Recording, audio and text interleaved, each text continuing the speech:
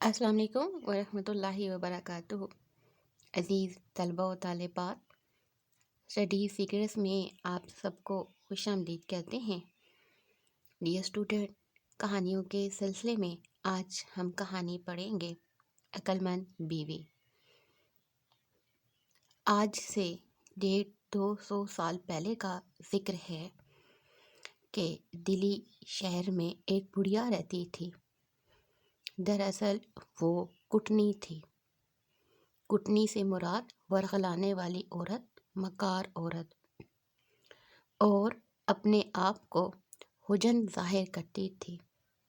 حجن سے مراد نیک بیوی، نیک عورت، اور سادہ لوگ عورتوں کو لوٹنے کے لیے نت نئے حربے اپناتی تھی۔ سادہ لوگ سے مراد معصوم بھولی بھالی عورتیں، نت نئے حربے، نت نئے طریقے۔ آج سے 150 سال پہلے کا ذکر ہے کہ دلی شہر میں ایک بڑھیا رہتی تھی۔ دراصل وہ کٹنی تھی اور اپنے آپ کو حجن ظاہر کرتی تھی اور سادہ لو عورتوں کو لوٹنے کے لیے نت نئے حربے اپناتی تھی۔ کٹنی، مکار عورت، دغا باز عورت، ورغلانے والی عورت۔ حجن سے مراد نیک اور شریف، سادہ لو، معصوم، بھولی بھالی، حربے، طریقے۔ ایک دن شدید گرمی پڑ رہی تھی۔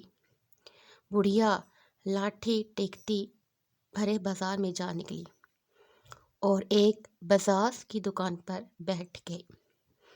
بزاز سے مراد کپڑا بیچنے والا۔ دکاندار نے ہانپتی بڑھیا کو پانی پلایا۔ ہانپنا سے مراد سانس پھولا ہوا ہونا، اور گاہکوں کو کپڑا دکھانے میں مصروف ہو گیا۔ بڑھیا بھی بیٹھی رہی اور بزاز اور گاہکوں کی گفتگو سنتی رہی۔ گفتگو سے مراد بات چیت۔ جب گاہک چلے گئے تو بزاز نے اپنے نوعمر ملازم سے کہا، نوعمر سے مراد چھوٹی عمر والا، کم سن، کہ یہ لو برقع، اسے گھر میں دے دینا اور کہنا کہ بڑے صندوق میں کپڑے کا ایک تھان رکھا ہے، وہ نکال کر دے دیں، ایک گاہک کو دینا ہے۔ ملازم نے برقع لیا اور دکان سے گھر کی طرف چل دیا۔ بڑھیا بھی اٹھی اور ملازم کے پیچھے پیچھے چل پڑی۔ اس نے ملازم کو آواز دے کر ٹھہرایا اور باتوں باتوں میں بزاز کے گھر کا پتہ دریافت کر لیا۔ دریافت کرنا سے مراد معلوم کرنا۔ اچانک بڑھیا کو ایک چال سوجھی۔ چال سے مراد ترکیب۔ ملازم سے بولی، میرے اچھے بیٹے، میں تمہاری دکان پر اپنا پاندان بھول آئی ہوں۔ پاندان سے مراد پان رکھنے والی ڈبیا، جس میں میری نقدی کی پوٹلی بھی ہے۔ پوٹلی کہتے ہیں چھوٹی سی گٹھڑی کو۔ ذرا دوڑ کر جائیو، ایسا نہ ہو کہ کوئی اور لے جائے۔ یہ برقع مجھے پکڑا دو اور دیکھو، جلدی آنا، میں یہیں کھڑے تمہارا انتظار کرتی ہوں۔ بیچارہ ملازم بڑھیا کی باتوں میں آ گیا۔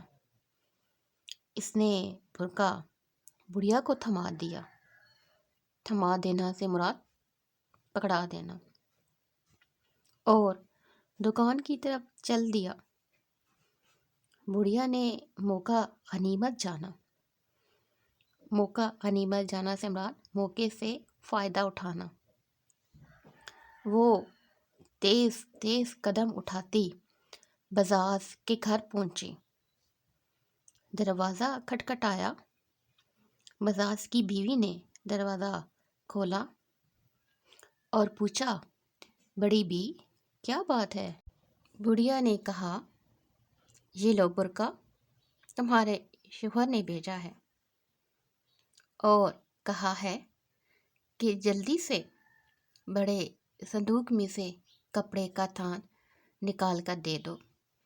گاہک دکان پر بیٹھا انتظار کر رہا ہے۔ بزاز کی بیوی نے برقع لے لیا اور کہا، تو جانے کون ہے، میں تجھے تھان نہیں دوں گی۔ بڑھیا نے بیتریا کہا، بیتریا سے مراد بہت زیادہ، میں سیدھی دکان سے آ رہی ہوں، ملازم مصروف تھا اس لیے مجھے ہی آنا پڑا۔ مگر بزاز کی عورت ٹس سے مس نہ ہوئی۔ ٹس سے مس نہ ہونا سے مراد ذرا پرواہ نہ کی، باتوں پر دھیان نہ دیا اور کسی صورت بھی تھان دینے پر رضامند نہ ہوئی، بلکہ جب بڑھیا نے برقع واپس مانگا تو وہ بھی واپس دینے سے انکار کر دیا۔ بڑھیا نے سوچا کہ یہ عورت میرے فریب میں نہیں آئے گی۔ فریب سے مراد دھوکہ۔ اگر ملازم پہنچ گیا تو اس کے فریب کا پردہ چاک ہو جائے گا۔